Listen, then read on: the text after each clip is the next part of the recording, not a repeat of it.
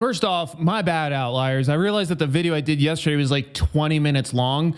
When I start talking about the markets, I kind of can do that. So my goal for today is to keep this a little more palatable for people.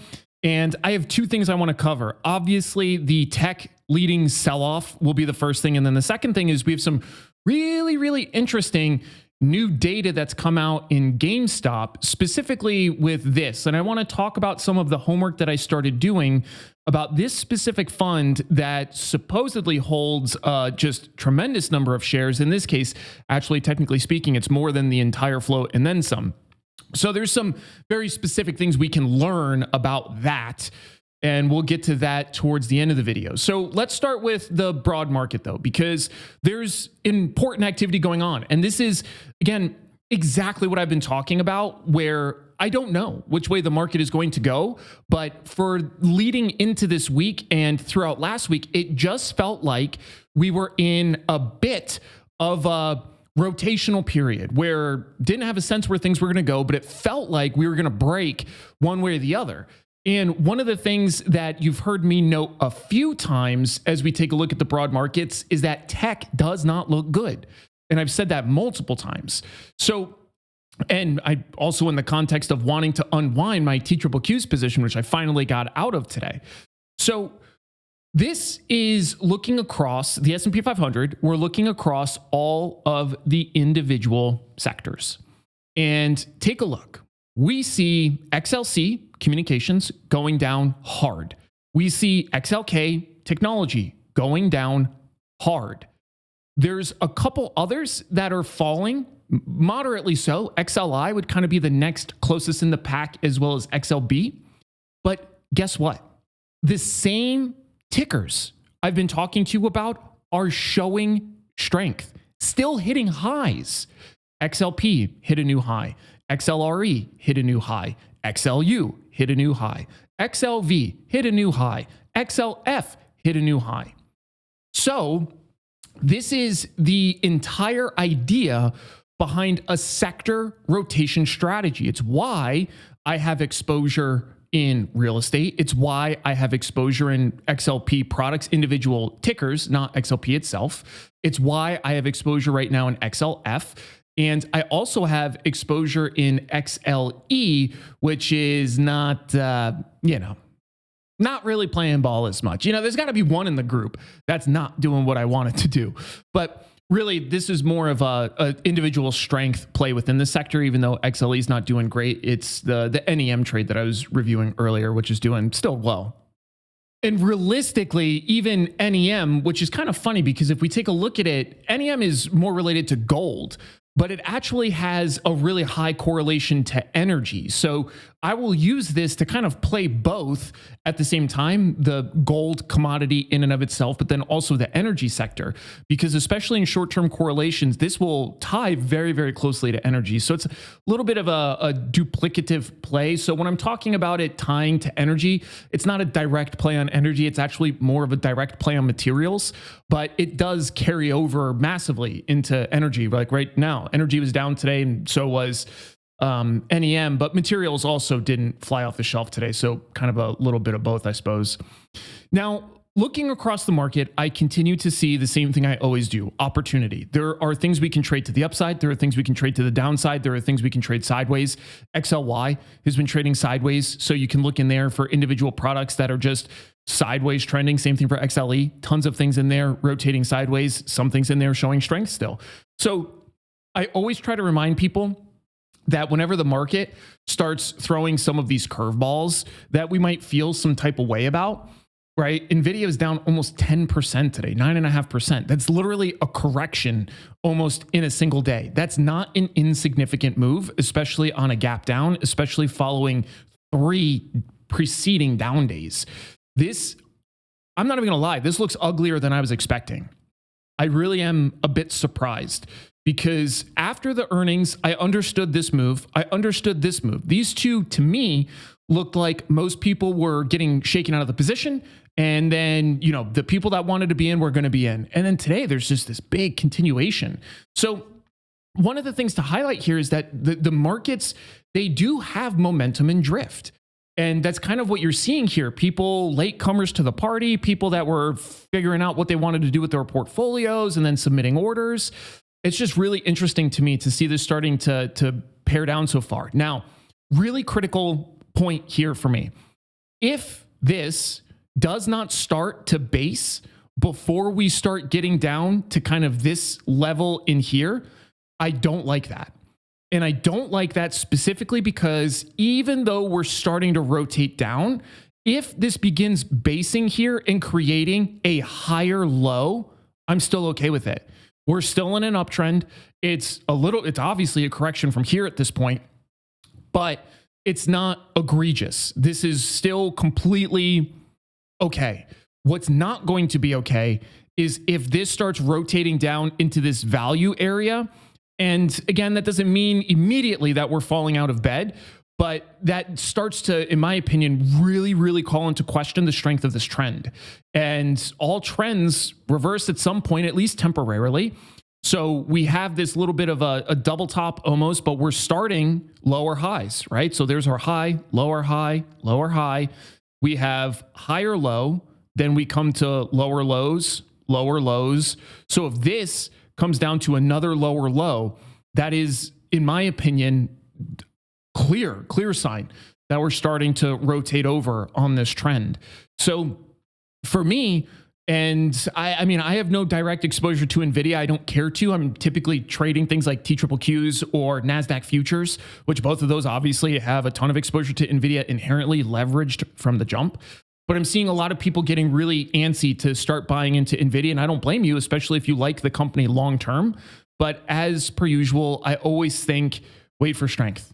There's no reason to buy it here at 108 if it's going to drop down to 91. We don't know where it's going to drop, but the way that I typically handle these is I'll literally just set an alert on both sides. So I'll be like, okay, if we get a break below here, that tells me we're continuing to the downside. If I get a break above here to the high of this candle, then I start liking it more to the upside, and I can play it that way if I'm so inclined and still get it at a relative discount within that range. So it all depends on your trading style, your trading timeframes. But the one thing I try to remind people is when you buy things at a discount, they're typically at a discount for a reason. NVIDIA is a really interesting case here because I still think it's an incredibly strong performing stock, but it is rotating down. Like it's objectively the case.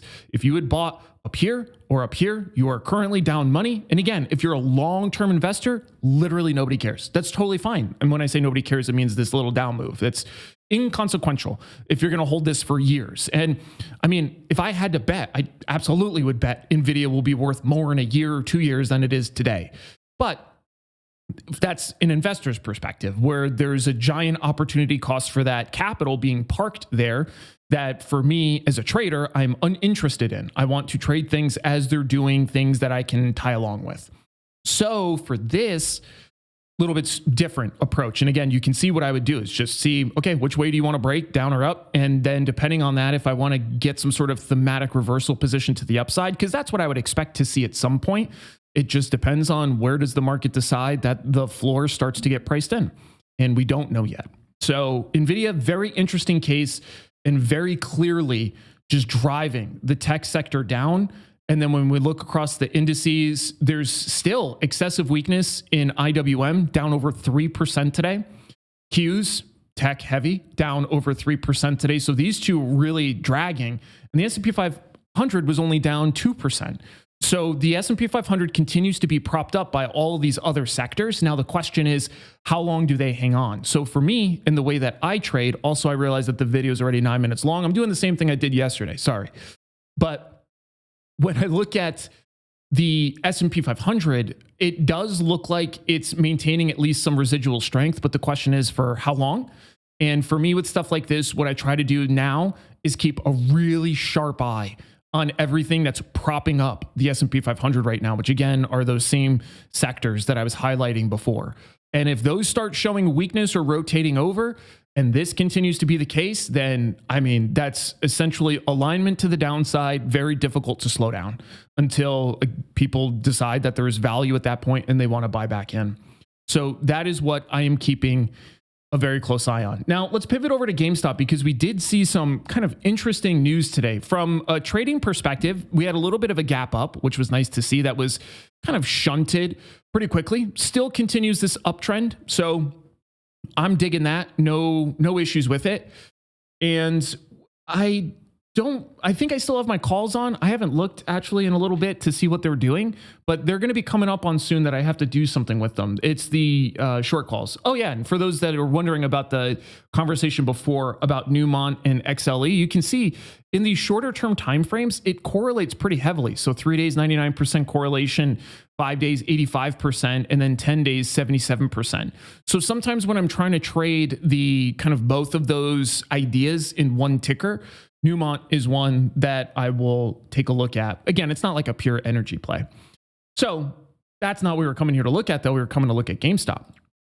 So if we take a look at the open interest, we have 560,000 calls against 269 on the put side. So not quite 2-to-1, or maybe actually right about 2-to-1, but it's still scattered all over the place.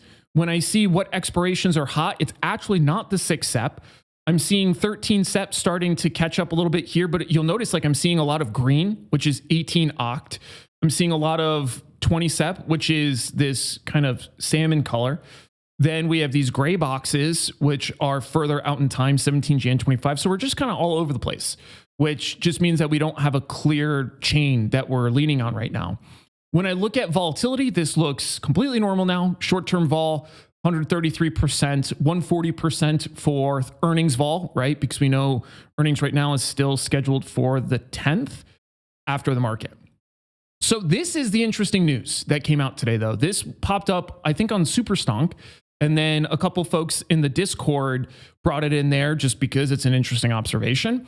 And we see that we have this entity that essentially has 4 billion shares, which 4.7 billion, which, you know, I'm not good at math, but there's not that many shares. So then what does this tell me? It tells me more likely than not, one, there could be some sort of reporting error. That can be the case.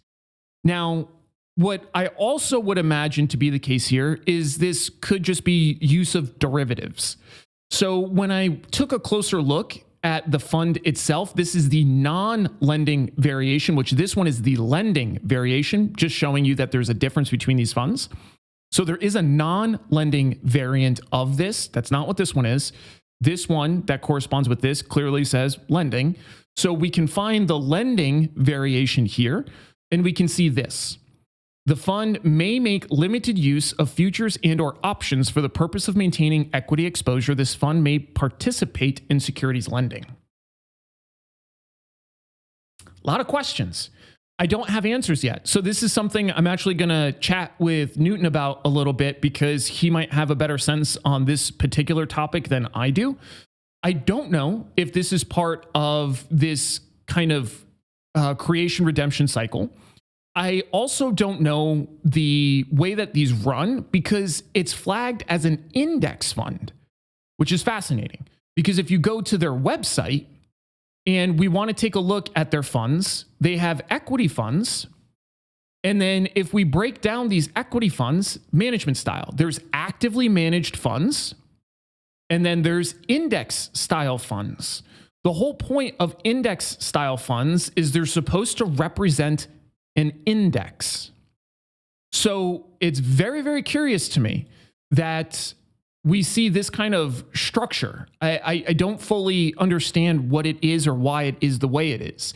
The other thing that I can't find is just a ticker for this. If any of you all know what the ticker symbol is for this product, I would love to hear it. I literally don't know what the ticker is for this because as I go through their funds, I don't see anything labeled this, right? So if I literally copy this directly, the terminology perfectly, I uncheck any filters, right? So that we're seeing everything that they have. I drop that in, nothing returns.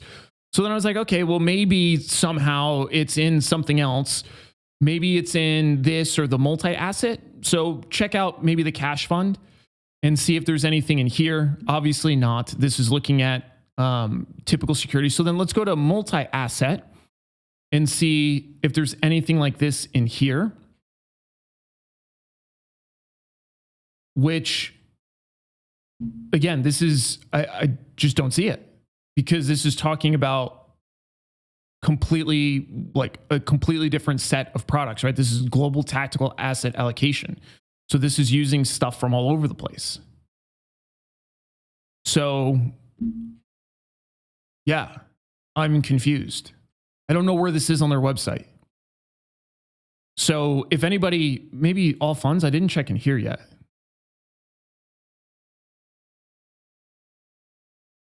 See, I don't get it. Maybe if I get rid of some of the extra tail on the words. Nothing. Like as I'm going through, none of those are popping up. So I don't know where this is. I'm actually I'm kind of confused. So, because I went to the website directly from here, and I was trying to find the specific details for this, again, for this specific product, so that I could try to look more closely. Because the other thing is, again, like if this is 1.56% of the fund, and this is Uber Technologies, and we can figure out how much the fund is, 4.38 billion. So if we take handy dandy calculator, we go 438 billion, got to turn it sideways so we can get enough zeros. That is million, there's billion, 4.38 billion. And then we just multiply that by 1.56 times 1.56. Oops, by 0.156, my bad, times 0.0156.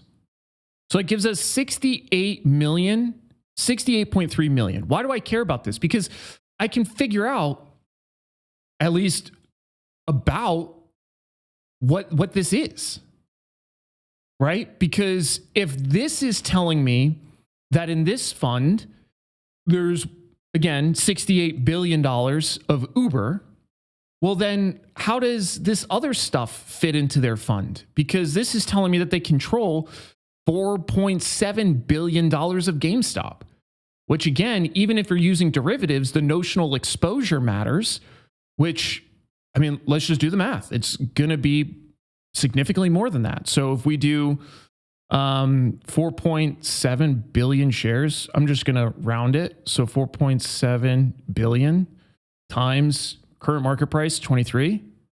It's $108 billion notional value.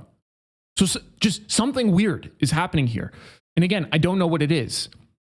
So this is something I intend to look more deeply into to try to sort this out. And again, this is why for the people that are kind of like, Eric, why do you spend time looking at GameStop?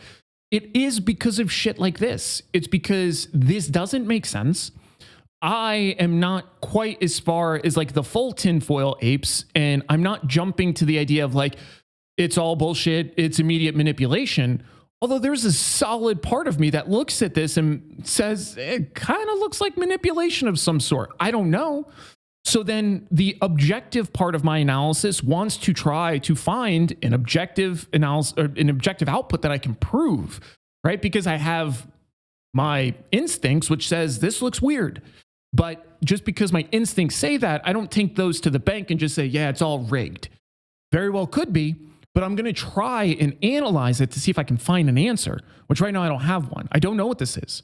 But I know just in terms of the notional size, it doesn't make sense relative to GameStop, which leads me to believe, based on, again, this prospectus, that I cannot find this freaking fund on their website, but it tells me that they do use futures and options and that they might participate in securities lending. It's just weird, man. It's just weird. So yeah, just like I said at the beginning of the video, I'm sorry, because here we are at 20 minutes again, but these are just two really interesting topics to me right now that I want to understand more deeply. This one's going to take me some time because everything I look at with this, there's no clear, simple answers. I actually just set up a call. Well, I reached out to one of my friends who's a market maker because I'm literally going to ask about this because I'm just curious how this kind of thing structures itself, specifically with respect to the fund. And he runs some different funds as well for white labeled clients. And so I have a bunch of questions, not just about this, but also just about the creation redemption cycle as far as he sees it from a market making perspective.